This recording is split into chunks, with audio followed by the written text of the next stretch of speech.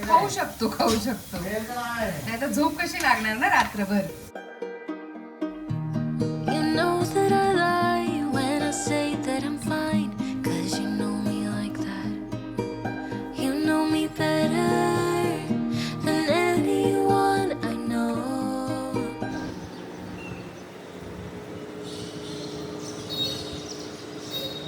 बरोबर 5 वाजता आहे.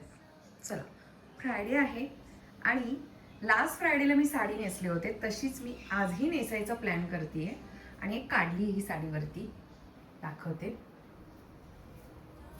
कारण साड्या वापरून व्हायला हव्या. तर ही कॉटनची संगममधूनच घेतलेली सगळ्यात स्टार्टिंगची साडी आहे. साधी सुधी साडी आहे. चला, आणि स्लीवलेस ब्लाऊज. सकाळी उठून बाहेर आलं ना बेडरूममधून की पहिलं बाप्पाला स्वामींना नमस्कार करायचा आणि त्याच पद्धतीनं सेकंड हाफमध्ये म्हणजेच 5 नंतर जेव्हा संध्याकाळच्या रुटीनला आपण सुरुवात करतो तेव्हाही मी या पद्धतीनं नमस्कार करते आणि सुरुवात करते. तर साडी फक्त नेसून घेतली, केसातला गुंता काढून घेतला आणि मग आठवलं की यार बाहेर आपण जो काही पसारा केला आहे तो तसाच आहे. आता माझ्याकडे कोणी लहान बाळ नाही आहे त्यामुळं मीच आहे लहान. माझाच असतो हा हॉलमधला पसारा. कारण प्रितिश त्याचा पसारा तो त्याच्याच रूममध्ये करतो. तो रूमच सोडून नसतो बाहेर. आला तर जस्ट माझ्यासोबत मस्ती करायला बाहेर येतो, मला त्रास द्यायला. चला आता हे सारं आवरून घेते आणि साडी नेसली आहे म्हटल्यावर थोडाफार तरी मेकअप हवाच, हो की नाही? त्याशिवाय लुकच येत नाही. आणि आपला चेहरा म्हणजे माझ्याबद्दल बोलते हं, असा आहे की तो विदाऊट मेकअप चांगला दिसतच नाही आणि म्हणजे तो खुलूनच येत नाही. आणि जेव्हा आपण मेकअप करतो ना तेव्हा आतून पण खूप खूप खूप खुश झालेलो असतो आपण. फक्त साडी जरी नेसलो तरी खुश झालेलो असतो. सोडा मेकअपचीही काही गरज नसते, पण तरीसुद्धा साडीला थोडासा न्याय. तर हा जो काही ब्लॅक स्लीवलेस मी घातला आहे ना, हा मला खूप आवडतो कारण तो खूप सुंदर बसतो. I know you better than anyone you know. सध्या ना माझे जे काही डार्क स्पॉट्स होते ऐकण्याचे ते कम्प्लिटली फेड झालेले आहेत. हां, आता नवीन 2 आलेत त्याचे होतीलच, पण डबल शॉटमुळे ते एकदम फेंट झालेले आहेत. त्याचमुळं ना ऑरेंज कलर करेक्टरची गरज नाही आहे. पण तरीसुद्धा आता मी एवढे पैसे खर्च केले त्या मॅकच्या कन्सिलर पॅलेटला, म्हणून मी सुरुवातीला थोडंसं ऑरेंज कलर करेक्टर लावून घेतला. त्यानंतर माझ्या स्किन टोनचा कन्सिलर लावून घेतलं आणि मग थोडंसं हे फाउंडेशन. आणि आज ब्रशनी ट्राय करते. We keep crashing down, but baby we got up. Yeah, what God is now. बऱ्याच जणींना असं वाटत असतं की त्या ऑरेंज कलर करेक्टरनी किंवा कन्सिलरनी मेकअप ऑक्सिडाईज होतो का, काळा पडतो का? तर नाही होत. फक्त म्हणजे तुमच्या शेडचं परफेक्ट मॅचिंग फाउंडेशन, कन्सिलर हे सारं ना असायला हवं. आणि त्याचसाठी पहिल्यांदा जेव्हा केव्हा तुम्ही हे परचेस कराल ना तर तेव्हा शॉपमध्ये जाऊनच करा.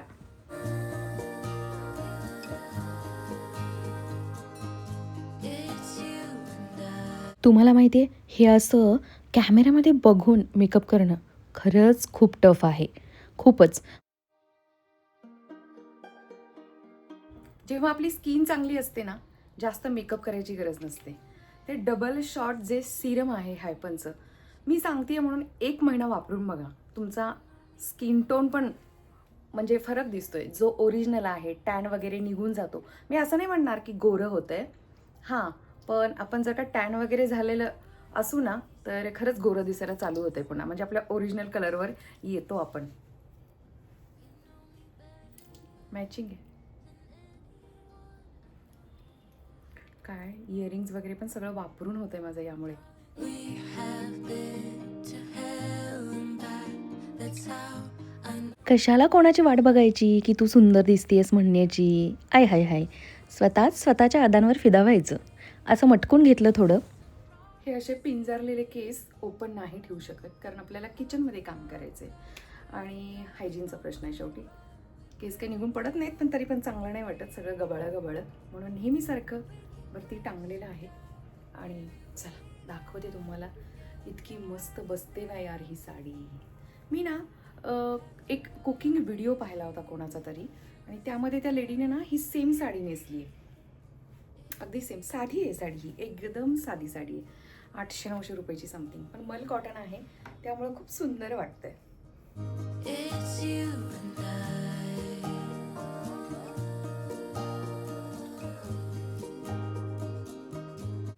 माझं हे सगळं आवरून आणि मटकून होईस्तोपर्यंत आहोसुद्धा ऑफिसमधून आलेले आहेत आणि आल्या आल्या मला कामाला मदत करतायत, कारण खूप सारी कामं पेंडिंग होती.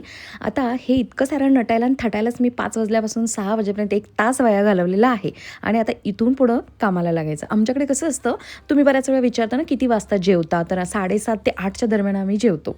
आज प्रितीश बाहेर जाणार आहे मित्रांसोबत पिझ्झा खायला, त्यामुळे आम्हा दोघांपुरताच स्वयंपाक करायचा आहे आणि सकाळच्या 2 चपात्याही शिल्लक आहेत. मग जास्त लोड नाही आहे, तर म्हटलं या वेळेचा वापर आपण काहीतरी वेगळं करूया.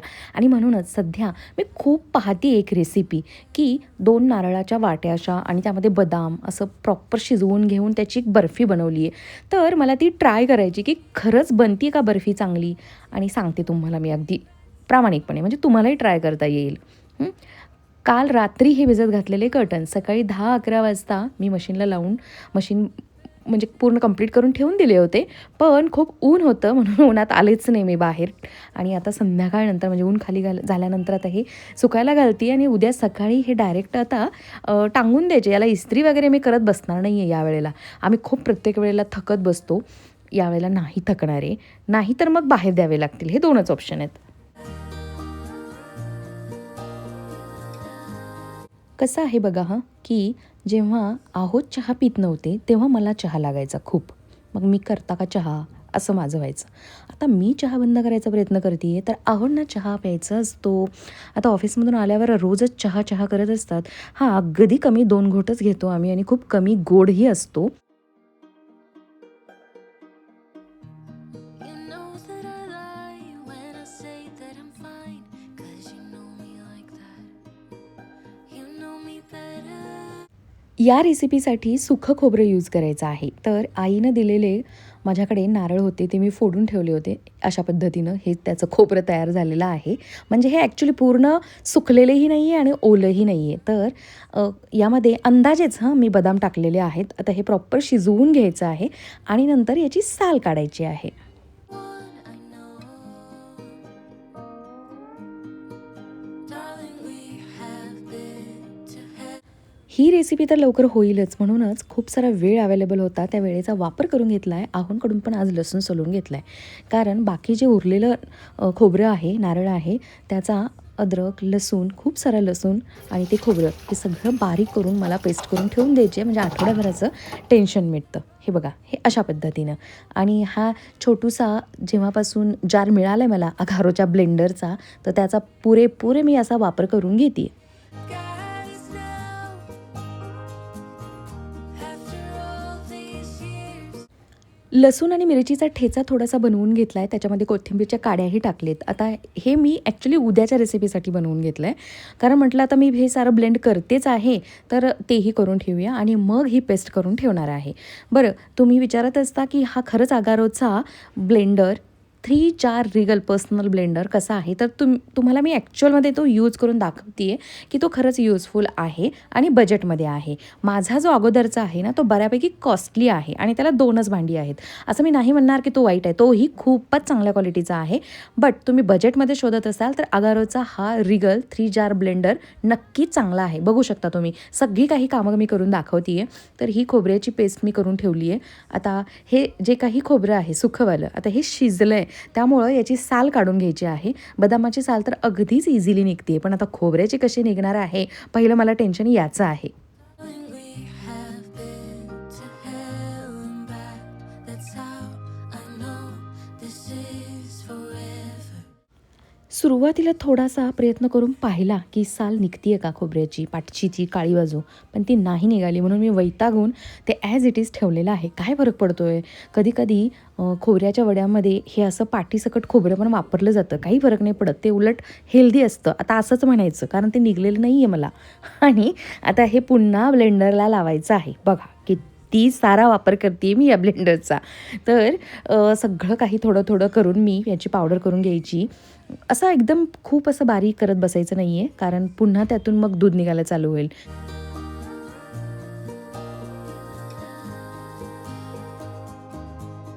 रोज रोज त्याच कपड्यात स्वतःला बघून व्हिडिओ एडिट करतानाही मला आज खूप छान वाटायला लागलं की आज मी जरा वेगळी दिसतीये. म्हणजेच खरंच आहे हे की साडी नेसायला हवी आहे मी आता सतत फ्रिक्वेंटली. आणि आता इथे ही साखर आणि वेलची पावडर, बरं झालं हेही वेळेवर आठवलं, कारण यामध्ये जी साखर यूज करणार आहे तीही बारीक झाली आणि वेलचीही बारीक झाली. आता पॅनमध्ये हे असं तूप घेतलं. तूपही तुम्ही तुमच्या खोबऱ्याच्या प्रमाणानुसार घ्यायचं आहे. तुम्ही मला मेजरमेंट विचारत असता मी केलेल्या पदार्थांचं, पण खरं सांगू का, मला ना विदाऊट मेजरमेंट सगळं काही अंदाजेच करायची सवय आहे आणि ते होतंही चांगलं. त्यामुळे मी जास्त मेजरमेंटकडे लक्षच देत नाही आणि त्याचमुळं मग मला तुम्हालाही सांगता येत नाही आहे. प्रोटीन पावडर बनवली होती ना त्यावेळेला हे असंच झालं होतं. तर हे बघा, हे अशा पद्धतीनं घरची ही मलाई आणि पहिल्यांदा मी थोडंसं दूधही ॲड केलं आणि या साऱ्यामध्येच आता हे खोबरं पुन्हा भाजून घ्यायचं आहे.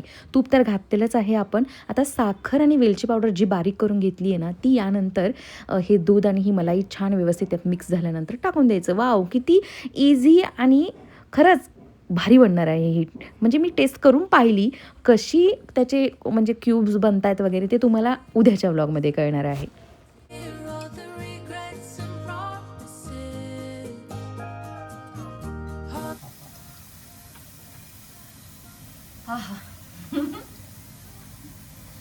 क्या बात है. खूप दिवसांनी घरात गुड बनतंय ना, हा ना. त्यामुळे हे असं आहे. आणि ही रेसिपी मी जेव्हा पाहिली ना ते तेव्हापासून म्हणते मी ही करायची एक आठवडा तूप झाला. वगैरे घालून मस्तपैकी. तूप खूप बर्फी. काही आयटम नाहीये त्यामध्ये. खोबरं, बदाम, तूप, साखर आणि मलाई, थोडंसं दूध, क्या बात. म्हणजे सगळे जे काही अवेलेबल आहेत घरी तेच. आता पिस्ता लावायचा आणि वड्या बनवा. ठेवून द्यायचं थापून सकाळपर्यंत. खाऊ शकतो नाही तर झोप कशी लागणार ना रात्रभर. उठून फ्रीज चेक करू, उघडून बघाल. जास्त वेळ सेट करायची पण गरज नाहीये ना.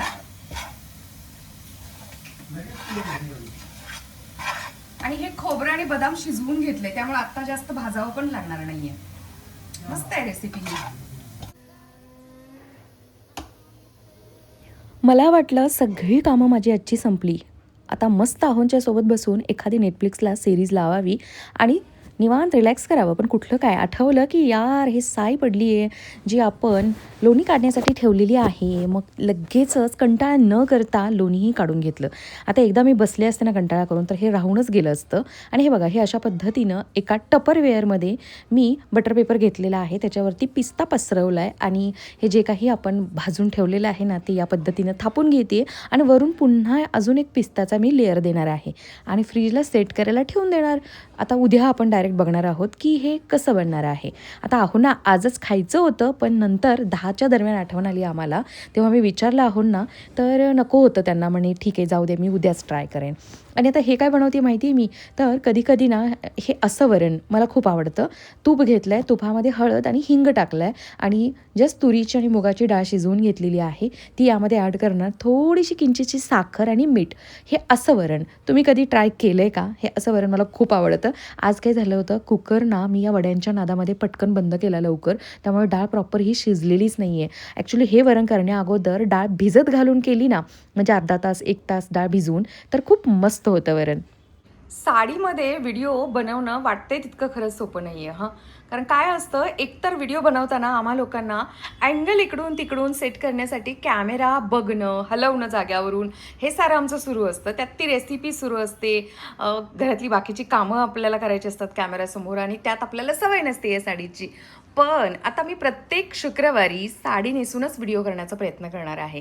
कारण वीकेंड सुरू होतं ना शुक्रवारी दुपारपासूनच, मग छान वाटायला लागलेलं असतं आणि मग मूडही छान होतो. आणि मी पाहिलं एडिट करताना सुद्धा ना खूप भारी वाटतं की चला आज आपण काहीतरी वेगळं दिसतोय.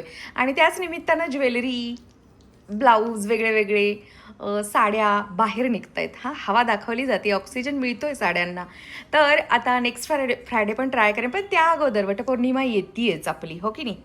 तर चला मग याच पॉझिटिव्ह नोटवरती आपण आजचा हा व्हिडिओ इथंच एंड करू.